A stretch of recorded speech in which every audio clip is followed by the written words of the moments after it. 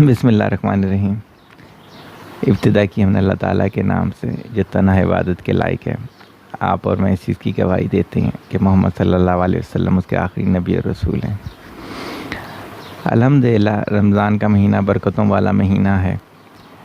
انہی کی برکتوں کے صدقے روز بروز ہمارے لیکچرز میں اچھی سے اچھی چیزوں کا اضافہ بھی ہو رہا ہے، اور جو لسنرز ہیں وہ بہت اچھے کامنٹس بھی ہمیں دے رہے ہیں۔ انہی کو کچھ ڈسکس کرتا ہوں، ساتھ ساتھ پھر ہم اپنے لیکچرز پر آ جائیں گے۔ آج کے ٹاپک پر آج صبح ایک سے بات ہو رہی تھی، ہماری کلائنٹ بھی ہیں، کسی دور میں میری اسٹوڈنٹ بھی رہی ہیں، کیمبرج کی کنسلٹنٹ ہیں آپ پنجاب سائڈ کی۔ تو انہوں نے جو ہمارا ساری لیکچر کو فالو کر رہی ہیں، تو جو سب سے زیادہ انہیں فکر پہ جس نے مجبور کیا وہ لاسٹ لیکچر تھا، رول آف حلال ڈائٹ۔ کہتی ہیں کہ میں مصروف ہوتی ہوں تو میرے سامنے ایک خاتون ہے، میں ان سے روٹیاں بنوا لیتی ہوں۔ تو جب سے میں نے آپ کا لیکچر سنا تو میں نے کہا کہ ہمیں تو اس پہ بہت احتیاط کی ضرورت ہے، اور پھر میں نے دیکھا کہ ہمارے بچوں میں کچھ عادات ایسی ہیں کہ جو کہ ہو سکتا ہے کہ اس خاتون کی احتیاط نہ کرنے کی وجہ سے ہوں۔ میں نے انہیں پھر ایک واقعہ سنایا۔ میں نے کہا کہ میرے والد صاحب مولانا شبیر احمد عثمانی رحمۃ اللہ علیہ کے بہت زیادہ ماننے والے تھے، تو کہیں پہ بھی قریب ان کا لیکچر ہوتا تو وہ ضرور جایا کرتے تھے، اگر ان کی اس دن جاب پہ نہ جانا ہو یا چھٹی کا وقت ہو۔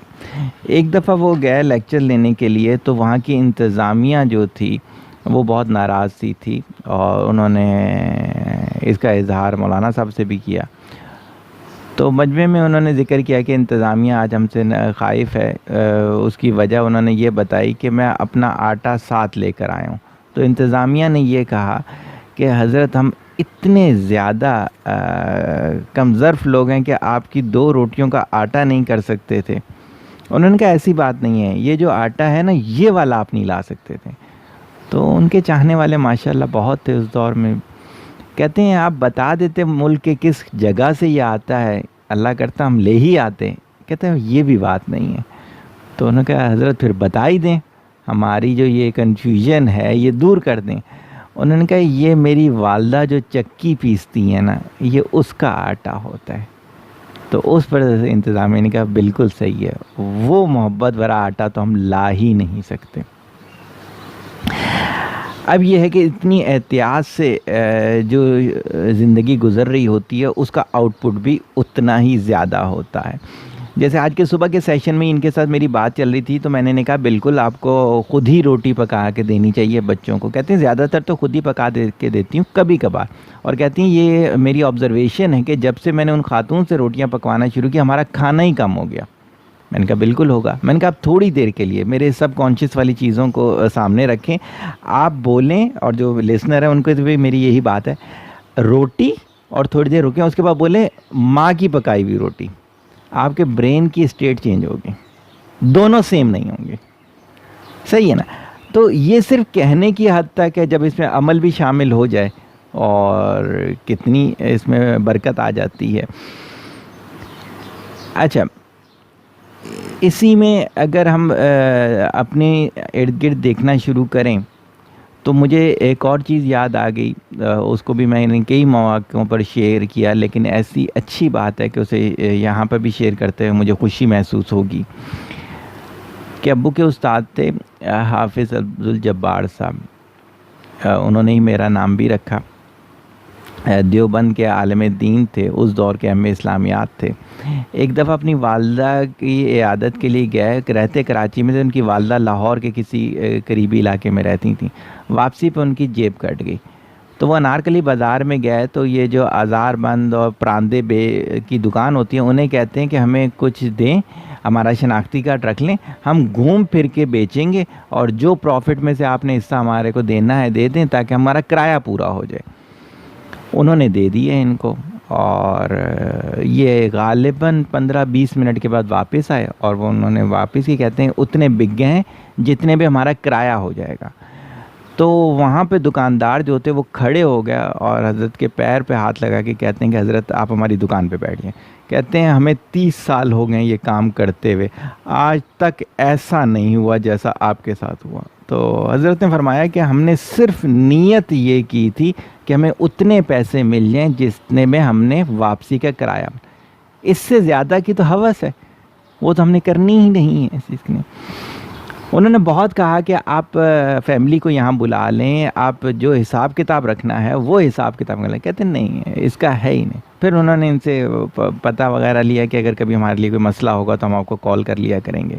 اب دیکھیں اتنی احتیاط والی زندگی، بلکہ اسی میں ایک اور واقعہ ایڈ کرتا ہوں پھر میں ان کی آگے کی بات بتاتا ہوں۔ ایک دفعہ والد صاحب سے ملنے آ رہے تھے تو نہیں آئے، بولا ہوا تھا۔ اگلے دن والد صاحب گئے تو کہتے ہیں کہ حافظ صاحب آپ تو ملنے آ رہے تھے، کہتے ہیں کہ گھر والوں نے اس دفعہ کپڑے جو سلائی کیے وہ ململ کا پتلا نہیں ہوتا تھا جس طرح، اس طرح کے تھے۔ آ رہے تھے تو بارش شروع ہو گئی، وہ جسم سے جب لگا کپڑا تو بے حیائی شروع ہو گئی، بھی جسم نظر آ رہے تھے۔ کہتے ہیں ہم نے اپنا پرنا اتار کے اپنے گرد باندھ کے ہم نے واپسی کا رستہ لے لیا، اور گھر والوں پہ سختی بھی کی، بھائی خیال کیا کریں۔ دیکھیں وہاں پیسہ کمانے میں کتنی احتیاط، یہاں جسم کے اس پہ کتنی احتیاط۔ اب اس کے صدقے ان کو کیا کیا ملا ہوا تھا، میں وہ بات بتانے جا رہا ہوں جو عین الیقین والی بات ہے۔ صحیح ہو گیا، ہمارے اپنے گھر کی بات۔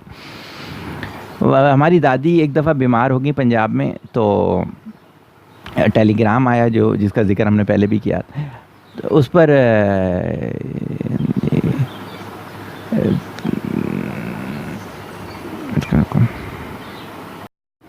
صحیح ہو گیا۔ تو ہماری بات یہ ہو رہی تھی جس میں ہم تھوڑا سا پوز آیا ہمارے میں، ہم نے حافظ عبدالجبار صاحب کے دو واقعات آپ کو سنائے، ایک تو وہ اس سے ریلیٹڈ جیب کٹی ان کی اور انہوں نے کس طرح سے مال تقسیم کیا، اور دوسری یہ والی بات کہ جو اس میں کپڑوں کے لحاظ سے۔ اب جب انسان اتنی احتیاط کرتا ہے، دیکھیں اللہ تعالیٰ کس کس طرح سے ان کو نوازتے ہیں۔ ایک دفعہ ہماری دادی کا جب بیمار ہوئیں تو والد صاحب نے ان کو بتایا کہ ٹیلی گرام آیا ہے اور میں نے صبح جانا ہے۔ انہوں نے کہا کہ آپ ایسا کیجیے گا صبح ہمارے پاس سے ہوتے ہوئے جائیے گا۔ ابو نے اپنی تیاری کی اور صبح بیگ اٹھایا، ان کے پاس آ گیا فجر کے ٹائم، تو کہتے ہیں کہ بشیر بھائی آپ نے جو ہمیں گھر بتایا تھا وہ آپ کا ساتھ والا ہے۔ بیسیکلی ہمارے دادا نے بھی 2 شادیاں کی ہوئی تھیں تو دونوں گھر ساتھ ہی رکھے ہوئے تھے۔ کہتے ہیں آپ کا جو گھر ہے نا وہ ہمیں تلاش کرنے میں مسئلہ ہوا، لیکن اماں جی سے رات میں ملاقات ہوئی کہ الحمدللہ بالکل ٹھیک ٹھاک ہے، طبیعت خراب تھی اور چونکہ بزرگ ہیں اور خرابی میں ایسا ہی ہوتا ہے کہ فوراً اطلاع دی جاتی ہے۔ اب آپ یہ ہے کہ ملنے جائیں لیکن آرام سے مائنڈ کلیئر کر کے جائیں۔ ان احتیاطوں کے صدقے اللہ تعالیٰ نے کہاں رتبہ لے کے چلے گئے۔ صحیح ہو گئے۔ اسی طرح اکثر و بیشتر کئی مقامات میں میں کہتا بھی ہوں کہ الحمدللہ جو اللہ تعالیٰ مختلف چیزوں سے بچا لیتے ہیں۔ ہماری دادی جی قرآن پڑھاتی تھیں اور وہ بھی بہت احتیاط والی زندگی گزارتی تھی، ہر طرح سے احتیاط والی زندگی۔ تو ان کے پاس جنات بھی قرآن پڑھنے آتے تھے، جو کہ اکثر و بیشتر ابو سے بھی ان کا رابطہ ہوا۔ بات جو کرنے کی ہے، میں جو کہہ رہا ہوں کہ آج بھی مجھے لگتا ہے، یہ والد صاحب سے ہی میں نے کہا تھا، ذکر کیا تھا ابو سے، کہ جب کسی مسئلے میں پھنسنے لگتے ہیں تو کوئی ایسی طاقت بھی ہمیں بچا رہی ہوتی ہے۔ تو اس کے بارے میں کسی بزرگ نے کہا تھا کہ آپ کی جو نیکیاں ہوتی ہیں، آپ کی جو احتیاط والی زندگی ہوتی ہے، یہ کم از کم 3 سے 4 جنریشن تک سپورٹ کرتی ہے۔ تو اگر آپ جو ہے احتیاط والی زندگی گزاریں گے تو اس لیول تک آپ کی وہ چلی جائے گی، سپورٹ چلی جائے گی، اور اسی طرح اگر احتیاط والی زندگی نہیں گزاریں گے تو کتنی جنریشن خراب ہوں گی، یہ آپ کو سوچنا پڑے گا۔ یہ 2-4 باتیں تھیں جو کہ ہم ڈسکس کرنا چاہ رہے تھے۔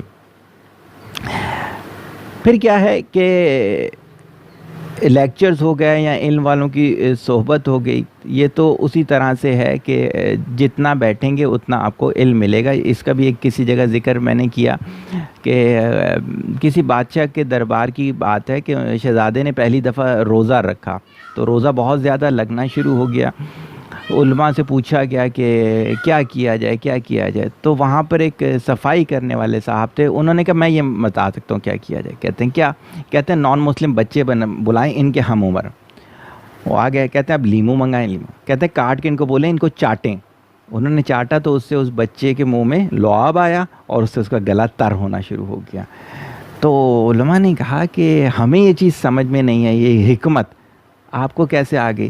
تو انہوں نے فرمایا کہ وہ اس دور کا جو سب سے بڑا مدرسہ تھا، کہتے ہیں میں نے وہاں پر بھی کام کیا ہے۔ تو جب علماء بیان کر رہے ہوتے تھے مسائل تو میں ساتھ بیٹھ جایا کرتا تھا۔ تو ہمیں بھی کچھ سمجھ میں آ جاتا تھا. دیکھیں علماء کے ساتھ بیٹھنے کا کتنا فائدہ ہوتا ہے اگر آپ اس کے لیے تدبر کے لیے بیٹھیں, حکمت کے لیے. زیادہ وقت نہیں ضائع کریں گے اس میں آپ کا. آ جاتے ہیں آج کے ٹاپک کی طرف. آج کا ٹاپک ہے ہمارا استخارہ. قرآن و حدیث سے اس کو لے کے چلیں گے اور پھر آپ کو ایکسپلین کریں گے کہ ہماری ریسرچ جو اللہ تعالیٰ نے کرائی ہم سے وہ کیا کہتی ہے. سورہ آل عمران میں آتا ہے, تو ان سے درگزر کر اور ان کے لیے استغفار کر اور کام کا مشورہ ان سے کر لیا کر. پھر جب تیرا پختہ ارادہ ہو جائے تو اللہ پر بھروسہ کر. بے شک اللہ توکل کرنے والوں کو دوست رکھتا ہے. اگر اللہ تعالیٰ تمہاری مدد کرے تو تم پر کوئی غالب نہیں آ سکتا. حضرت صلی اللہ علیہ وسلم نے فرمایا, استخارہ کرنے والا کبھی نامراد نہیں ہوتا, مشورہ کرنے والا کبھی نادم نہیں ہوتا, کفایت سے کام لینے والا کبھی کسی کا محتاج نہیں ہوتا.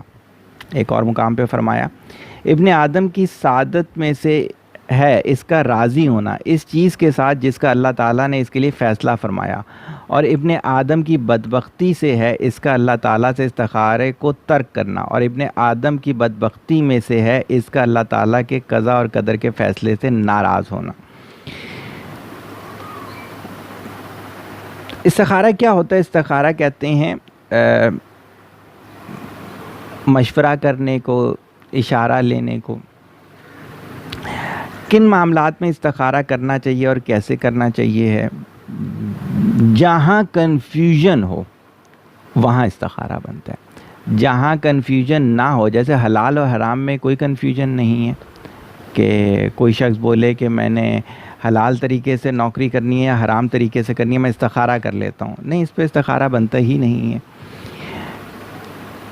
اسی طرح سے کئی چیزیں جو ہیں وہ سامنے نظر آ رہی ہوں اعمال کے لحاظ سے, کوئی گناہ کا مرتکب ہو رہا ہے بار بار, اور آپ رکھیں ان سے تعلق بنانے کے لیے استخارہ کریں یا نہ کریں, نہیں, جب تک اس کے اعمال بہتر نہ ہوں آپ کو اس سے تعلق نہیں رکھنا. استخارے کی بہت ساری ایسی قسمیں آپ کو نظر آ رہی ہیں آج کل جن کا شریعت سے کوئی تعلق نہیں ہے. جیسے کثرت سے کوئی چیز پڑھ کر تسبیح پہ پھونکنا اور دیکھنا تسبیح نے کس طرف گھومنا ہے, طوطے یا کسی اور جانور سے فال نکلوانا, رمل, جفر یا علم العادات کا سہارا لینا, یا اس طرح کی کوئی بھی ایسی چیزیں کہ جو کہ حضرت صلی اللہ علیہ وسلم نے کبھی ڈائریکٹ نہ کی, تو اس کو ہم استخارے کے زمرے میں نہیں لیں گے. ہم آ جاتے ہیں کہ کون کون سے استخارے جو ہے مسنون ہیں اور ان کو کیسے لینا چاہیے ہے. پہلا طریقہ یہ ہے کہ آپ کسی بھی چیز میں کنفیوز ہو گئے ہیں تو آپ اس میں 2 رکعت نفل ادا کریں, اور استخارے کی جو دعا ہے اسے پڑھیں. ترجمہ مجھے بہت بہتر لگتا ہے, میں اسے سنا دیتا ہوں آپ کو. خدایا میں تجھ سے تیرے علم کے واسطے سے خیر کا طلبگار ہوں, اور تیری قدرت کے ذریعے تجھ سے تیرے عظیم فضل کا سوال کرتا ہوں, اس لیے کہ تو قدرت والا اور مجھے ذرا قدرت نہیں, تو علم والا ہے اور مجھے علم نہیں, اور تو غیب کی ساری باتوں کو خوب جانتا ہے. خدایا اگر تیرے علم میں یہ کام میرے لیے بہتر ہے, میرے دین اور دنیا اور معیشت کے لحاظ سے اور انجام کے لحاظ سے, تو میرے لیے اسے مقدر فرما اور میرے لیے اس کو آسان کر اور میرے لیے اس کو مبارک بنا دے. اگر تیرے علم میں یہ کام میرے لیے برا ہے, میرے دین اور دنیا کے لحاظ سے اور انجام کے لحاظ سے, تو اس کام کو مجھ سے دور رکھ اور مجھے اس سے بچائے رکھ, اور میرے لیے خیر اور بھلائی مقرر فرما جہاں کہیں بھی ہو, اور پھر مجھے اس پر راضی اور یکسو فرما دے. اب یہ آپ نے کیا, اس کے بعد آپ دیکھیں کہ آپ کا دھیان کس طرف ہے. اللہ تعالیٰ کا خاص کرم ہے کہ اللہ تعالیٰ اس طرف لے کے جائیں گے, اس رستے پہ لے کے جائیں گے جو آپ کے لیے بہتر ہوگا. واقعہ ذہن میں آ گیا کہ ہمارے ایک حضرت تھے, بیمار تھے تو ڈاکٹر سے علاج وغیرہ کروا رہے تھے, بہتر نہیں ہوا, تو انہوں نے کہا میں استخارہ کر لوں کہ مجھے اس ڈاکٹر کی طرف جانا بھی چاہیے یا نہیں. انہوں نے 2 رکعت نفل حاجت پڑھے, یہ دعا کی اور گھر سے چل پڑے. ان کا کلینک بند. ساتھ والوں سے پوچھا کیا ہوا, کہتے ہیں اس ٹائم کھول تو لیتے ہیں, آج کوئی وجہ لگ رہی ہے بند. تو انہوں نے سوچا کہ صحیح ہے, اللہ تعالیٰ کو یہ منظور نہیں ہے کہ میں ان سے علاج کراؤں. واپس آ گیا اور جو گھریلو ٹوٹکے تھے اللہ تعالیٰ نے اسی سے ان کو شفا دے دی. پھر آ جاتے ہیں دوسرا طریقہ, قرہ ڈالنا. کہ جب آپ صلی اللہ علیہ وسلم سفر کا ارادہ فرماتے تو ازواج مطہرات کے درمیان قرہ ڈالتے کہ کون ساتھ جائیں گے. اسی طرح سے اور کئی مقامات پر بھی آتا ہے کہ قرہ ڈالا گیا. قرہ ڈالنے کے لیے بھی آپ کیا کریں کہ آپ باوضو ہوں اور اللہ کا کوئی بھی کلام پڑھیں. جیسے روایت میں نہیں ہے ویسے ہی میں دے رہا ہوں کہ آپ درود شریف پڑھیں, سورہ فاتحہ پڑھیں, آیت الکرسی پڑھیں, سورہ اخلاص پڑھیں, استغفار کریں اپنی, اور پھر قرہ بنائیں. قرہ جو بنایا جائے گا وہ کئی ایسے ہیں کہ ہاں کرنا ہے یا نہیں ہاں اور نا کا قرہ ہوگا. کچھ لڑکوں کا گروپ بنانا ہے تو ناموں کا قرہ ہوگا, اور اس کے بعد اللہ کا نام لے کے وہ قرہ اٹھایا جائے. جس کا نام آ جائے وہ آ جائے گا, چونکہ اللہ کی رضا اس میں شامل ہوگی. اچھا, اس کے علاوہ ایک اور طریقہ جو بہتر انداز میں لگتا ہے کہ آپ اپنے آپ کو باوضو رکھیں, احتیاط والی زندگی گزاریں, حقوق العباد کا خیال رکھیں, جھوٹ سے بچیں, توبہ کرتے رہیں, اور 2 رکعت نفل کی حاجت ڈال لیں جن نمازوں کے ساتھ آپ پڑھ سکتے ہیں. آپ یہ دیکھیں گے کہ انشاءاللہ تعالیٰ کہ آپ کا جو رجحان بنے گا وہ اس میں اللہ کی رضا شامل ہوگی. جیسے اکثر آپ لوگ کہتے ہیں کہ آپ جب بزرگان دین کی طرف مشورہ کرنے جاتے ہیں کسی بھی علم والے شخص کی طرف, تو وہ آپ کو جو بتاتے ہیں وہ کافی ایگزیکٹ ہوتا ہے. اس کی وجہ کیا ہوتی ہے, جیسے ہم نے مولانا عبدالجبار والی آپ کو بات بتائی, حافظ عبدالجبار والی, کہ وہ لوگ احتیاط والی زندگی گزارا کرتے تھے. جب احتیاط والی زندگی ہوتی ہے تو خود بخود آپ کے قدم جو ہیں وہ درست جانے ہوتے ہیں. اب اس میں کچھ چیزیں جو ہیں وہ ایکسپلین کرنے والی ہیں. تو سادہ سا میرا ایک آرٹیکل ہے آلریڈی جو کہ میں کسی جگہ پبلش بھی کروا چکا ہوں, اس کو میں ایکسپلین کرنے کی طرف آتا ہوں. پرانے ہندوستان میں اور ایران کی بات بتاؤں, ایسا بھی ہوا تھا کہ لوگ اتنا زیادہ ان چیزوں پہ ڈیپینڈنٹ ہو گئے تھے. جنتری کی بات بتاؤں کہ گھر سے روزانہ نکلنے کے لیے جنتری کھولتے تھے کہ ہمیں جانا ہے آفس یا نہیں جانا, ہمیں آج غسل کرنا ہے یا نہیں کرنا. جب اتنا زیادہ آپ اپنے اوپر طاری کر لیں گے تو آپ نفسیاتی مریض ہو جائیں گے. دوائی لینی ہے, بہت سے لوگ ہر دوائی سے پہلے استخارہ کر رہے ہوتے ہیں. نہیں, آپ نے انیشیل پہ کر لیا, اس ڈاکٹر کے پاس جانا ہے نہیں جانا, 3 ڈاکٹروں کا آپشن ہے تو بالکل کنفیوژن ہے. آپ نے استخارہ کر لیا, صحیح ہوگی. اب آپ نے دوائی لینا شروع کر دی. اب آپ نے صبح دوپہر شام 3 ٹائم استخارہ کیا کہ صبح کی دوائی لوں دوپہر کی لوں, تو آپ ہو گئے آپ شک والے انسان بن گئے. اور شک ایک بیماری ہے. پہلی تو یہ والی چیز ہے کہ اتنا زیادہ اپنے اوپر طاری نہ کریں استخارے کو. دوسری چیز کہ کچھ چیزوں کو اپنی آبزرویشن پہ بھی رکھیں, اس لیے کہ یہ دنیا آزمائش کا ہے کہ اگر آپ کی آبزرویشن اچھی نہیں ہے تو بھی آپ پریشان ہوں گے. آپ گئے بازار پہ چیز لینے کے لیے, آپ کو تو اسی وقت ڈیسیجن لینا ہے. تو آپ کو جو شریعت نے طریقے بتائے ہیں چیک کرنے کے, کال اور فیل کا تضاد اگلے کا چیک کریں, دیکھیں وہ مثالیں کیسی دے رہا ہے, دیکھیں دوسروں کے ساتھ برتاؤ کیسا کر رہا ہے. اسی طرح نسبت کی باتیں, بہت سارے لوگ ہمیں بتاتے ہیں کہ ہم نے تو ہر طرح سے پتہ کروا لیا تھا, یعنی کہ وہ استخارے کے زمرے میں کہہ رہے ہیں. ایک چیز یہ بھی ذہن میں رکھیں کہ میں نے 90% دیکھا ہے کہ رشتے کے معاملے میں لوگ جن سے استخارہ کراتے ہیں ان کو استخارہ کرنا ہی نہیں آتا, معذرت کے ساتھ. 90% کا فگر بتا رہا ہوں. اور آ کے ہمیں کہتے ہیں شادی خراب ہوگی, ہم نے تو استخارہ بھی کرایا تھا. ارے استخارہ آپ نے خود کرنا تھا, کروانے کی کہ کیا آپ مسلمان نہیں ہیں, کہ آپ نماز نہیں پڑھ سکتے, کہ اللہ کا کلام نہیں پڑھ سکتے, کیا دوسرے کے اس پہ کندھوں پہ رکھا آپ نے. لیکن مسئلہ کیا ہے, اپنے سے بوجھ اتارنا.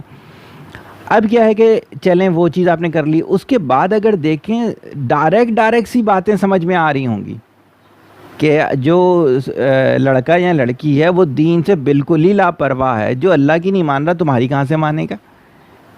قول و فعل میں تضاد, پیسے کو خدا سمجھنا, صحیح نہ تکبر ہونا, یہ وہ سامنے کی مثالیں ہیں. اس کے بعد کون سا استخارہ بنا.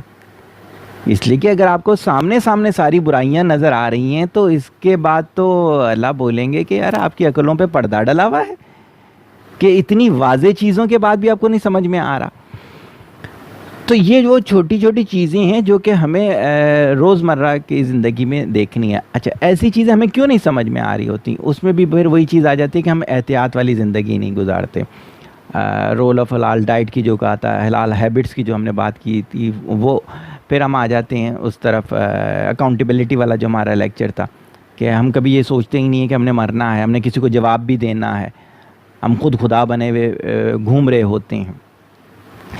اگر یہ ساری چیزیں ہوں گی تو پھر آپ کو کبھی بھی درست راستے پہ نہیں ڈالا جائے گا، اس کی وجہ کہ وہ تو پھر آپ کو سزا دی جا رہی ہے، آپ عبرت بننے جا رہے ہو۔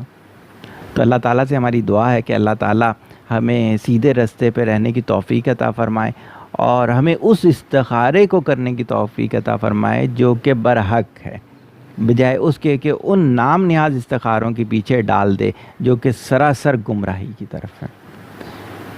طالب دعا، محتاج دعا۔ السلام علیکم۔